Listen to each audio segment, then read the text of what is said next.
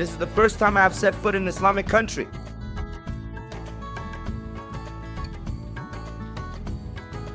Iran, a land of legendary tales, where culture and history permeate every brick and every breath of life. I came here to listen to the echoes of ancient Persia, and to touch architectural wonders that are thousands of years old, to feel the rhythm of life between tradition and modernity. This journey is not just a personal experience, but a gateway to a brilliant and mysterious world, reminiscent of the 1001 Nights. Join me as I explore an Iran that is more than just deserts and headscarves, but a vibrant culture, deep and enchanting. Welcome to the Exploring Iran series.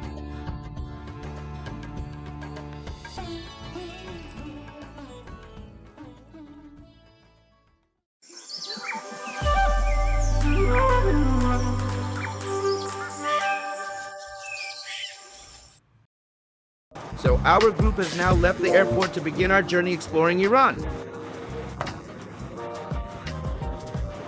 First, we'll start with the city of Tehran.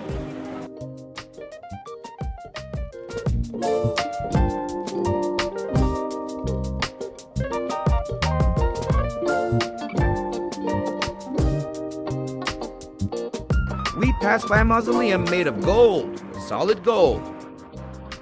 This is the mausoleum of Imam Khomeini, the supreme leader of Iran. Inside, the ceilings and domes are all crafted from real gold. My very first impression upon arriving in Iran was the sun is incredibly intense. I'm at the holy shrine of Imam Khomeini, the founder of the Islamic Republic of Iran. This site is massive, spanning an area of 500 hectares. Inside here, there is a school and a university that specializes in religious studies. There is also a dormitory and 2 hotels inside. One hotel is for ordinary citizens, while the second is for high-ranking officials, or VIPs. There is even a market and a library. It is comparable to a small city. Once inside, you can see the complex and its golden domes, which are plated with hundreds of kilograms of gold. All of these architectural details are characteristic symbols of Islam. From a distance, the holy shrine of Imam Khomeini appears as a majestic symbol of faith and power. We can see 4 minarets soaring high into the sky, as if guarding this entire complex, while the large gilded dome glitters in the sunlight, standing out against the Tehran sky.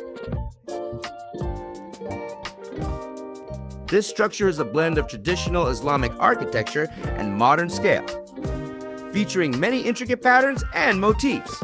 The domes are softly curved with colors that are both vibrant and solemn. Looking from the outside, the mausoleum complex resembles a sacred fortress, both majestic and elegant, deeply imbued with the cultural and religious depth of Iran. Iranian children live right here.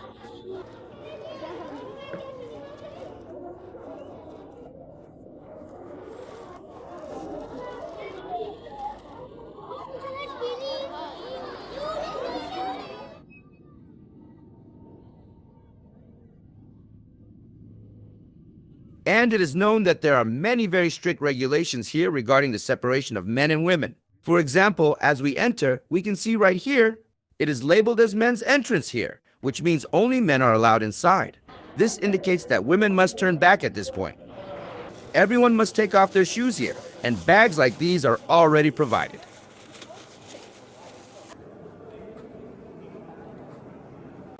Visitors are only allowed to stay inside this mausoleum for a maximum of 15 minutes. Filming and photography are forbidden outside, but luckily, phone use for photos and videos is permitted inside. Therefore, we can take the opportunity to admire the architectural design of his tomb. It is stunning and very spacious. It feels just like a cathedral.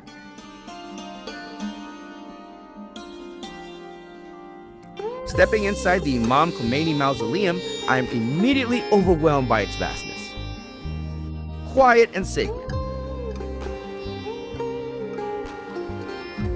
The soaring dome seems to embrace the sky. Light from giant crystal chandeliers cascades onto the marble floor, making the entire space feel as if it is breathing in rhythm with history.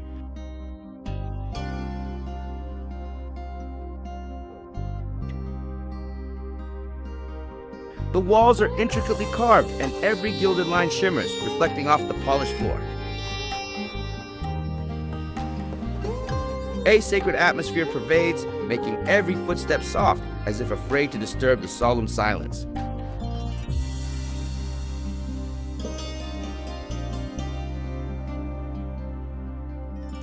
It is not only Imam Khomeini who rests here, but beside him is his close companion, President Ayatollah Sayyid Ahmad Khomeini, who stood by him throughout the journey of struggle and revolution.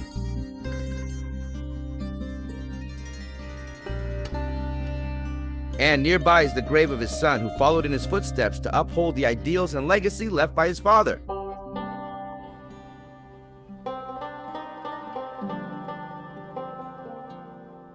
Many Iranians are around me, both young and old, all quietly praying with their hands joined together.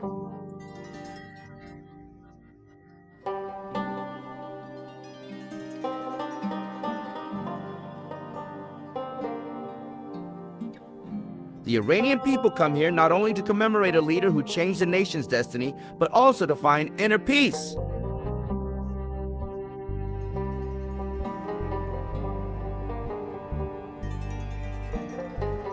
The prayers and the reverently closed eyes create a scene that I know I will never forget.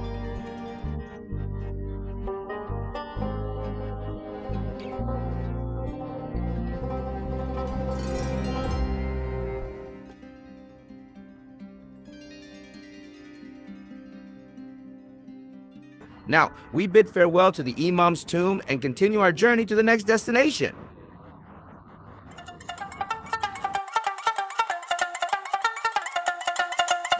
Tehran, the capital of Iran, welcomes me with wide, sprawling roads and traffic moving in a remarkably orderly fashion. There are no blaring horns like in Vietnam, nor the familiar cries echoing from street vendors' carts. People here ride motorcycles quite a bit, but cars are still the primary mode of transport. There are many cars on the road, and most are domestic Iranian brands like Saipa or IKCO.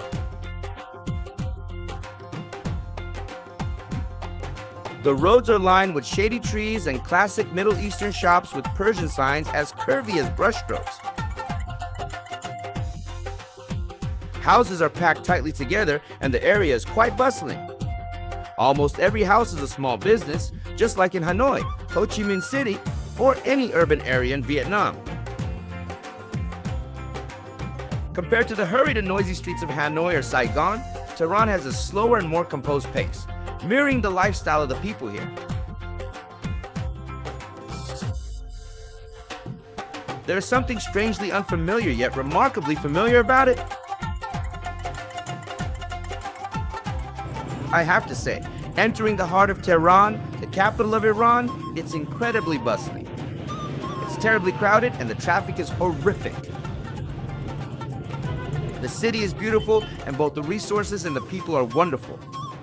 Unfortunately, due to sanctions, they face many difficulties in international trade.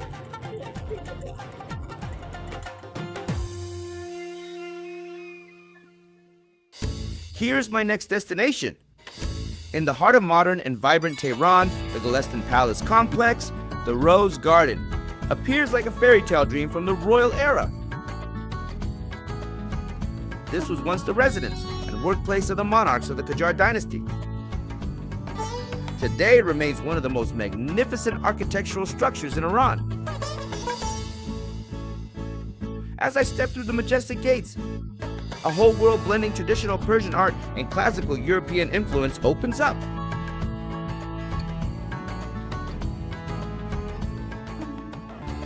Each ceramic tile is pieced together into vivid paintings, creating a space that is both aristocratic and dreamlike.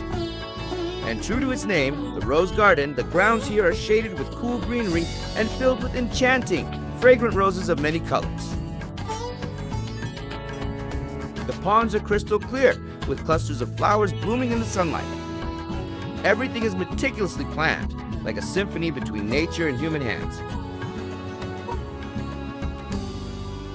And incredibly vivid heritage, it retells the most glorious chapters of Iranian history. This lady's a typical Iranian beauty right here, yes. Yes, indeed. Regarding the skin of Iranian women, you can see it is neither too fair nor too dark. It isn't quite colored skin, yet not overly white either. In Persian, they call it wheat-colored.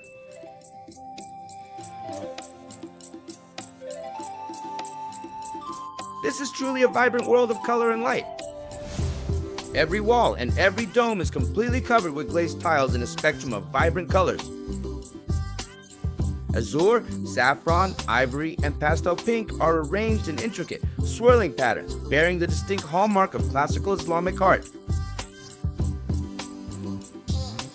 I can see that not a single detail here is accidental.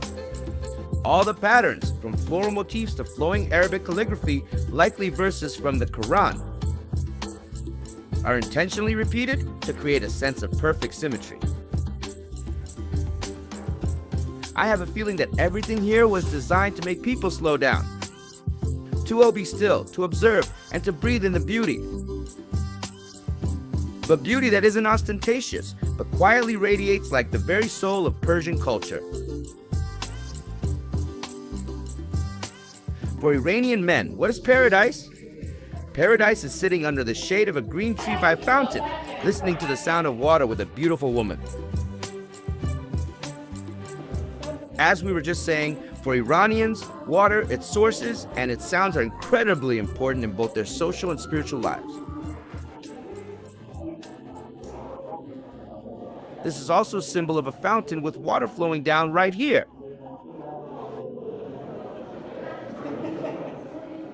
Because although Iran is quite large, 70% of it is desert. In the desert, to Iranians, this is one of the most precious resources.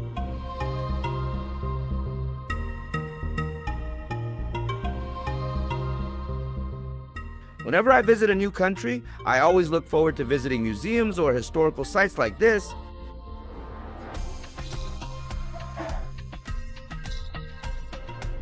To learn about the culture while also admiring the architecture of that land.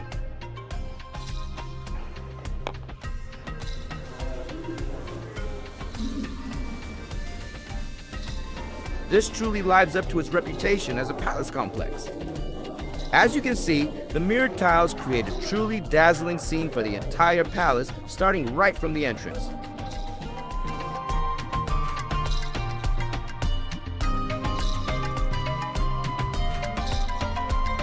Stepping into this palace complex, you'll find many items on display.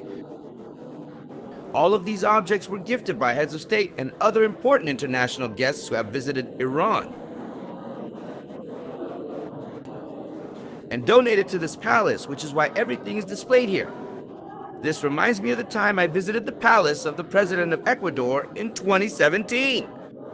Inside the presidential palace back then, there was a room showcasing a large collection of items. These included all the gifts received from visiting heads of state, as well as from the president's own official trips. They were all exhibited in the palace, and interestingly, every single item was for sale. For example, I remember there was a cannon that Putin had gifted to the president of Ecuador.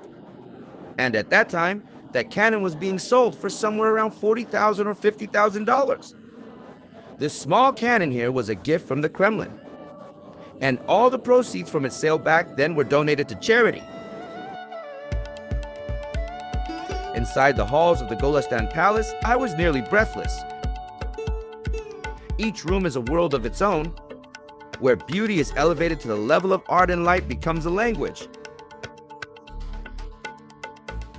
This is especially true when entering the Mirror Hall, often referred to as Mirror Hall, where millions upon millions of tiny mirror fragments are meticulously cut and arranged to cover the ceilings and walls. When light touches them, the entire room glows and glimmers like a moving crystal universe.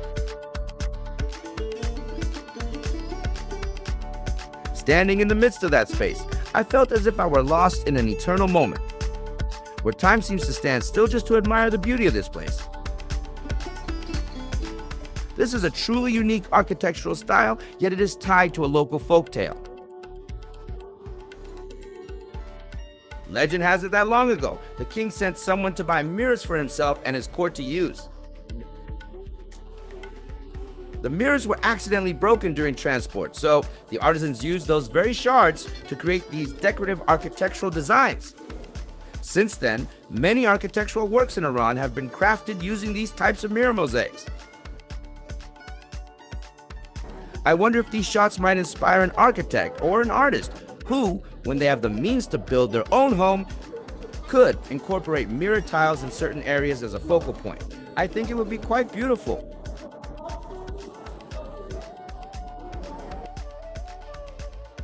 Now let's head this way.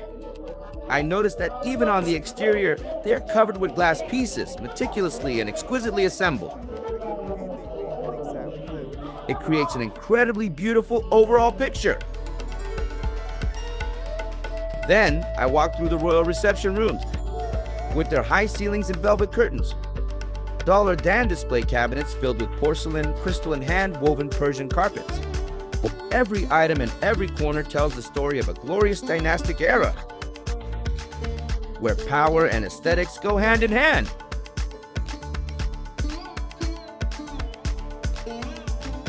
Amidst all that luxury, the elegant features of Islamic art still shine through. Perfectly symmetrical with abstract patterns, where every small detail was crafted with pride. Golestan Palace is not just a palace. Here, we witness the architectural testament of an empire that was once legendary.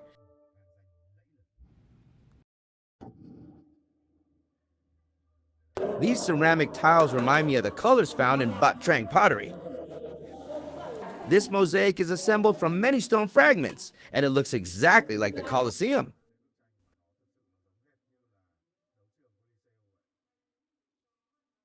And this is a gift from Queen Victoria.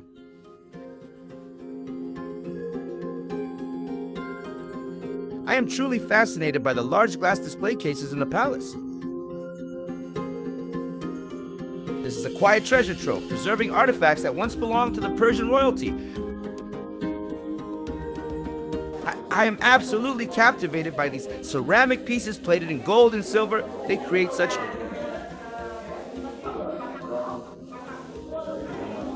exquisite emperor-led luxury that cannot be found anywhere else. Every item here is precious, not only for its gold, silver, jade, and crystal materials, but also for the story behind it. Or the solid gold-plated throne placed at the center of the room as an absolute symbol of power.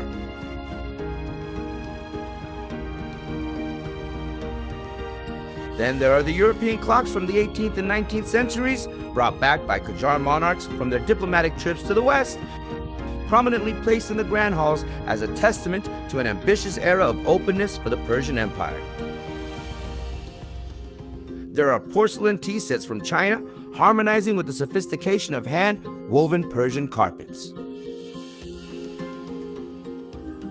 Every silk thread is a piece of memory from the master craftsmanship of this land.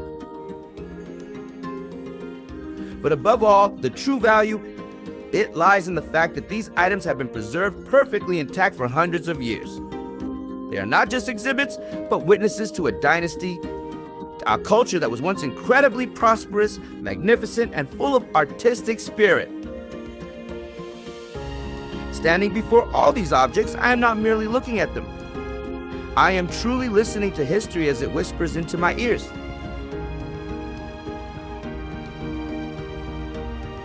Each artifact here is like a brick of memory, building a palace constructed not only of stone and mirrors, but of history, then of the pride and cultural depth of the Iranian people.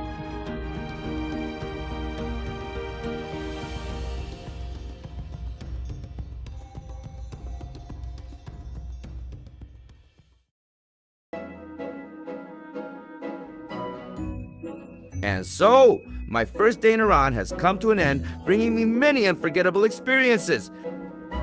Got from the sacred tomb of Imam Khomeini, the place where I can sense a feeling of reverence and tranquility, to the streets of Tehran, both unfamiliar yet strangely familiar, just like the streets of Hanoi or Ho Chi Minh City. Life here seems so peaceful and exceptionally gentle. And finally, I was immersed in the ancient beauty of Golestan Palace, where every step feels like walking into a glorious tale of Persian history. Thank you for joining me on this journey. And of course, we still have many fascinating things to discover in the coming days. Goodbye, and see you again on my journey through Iran.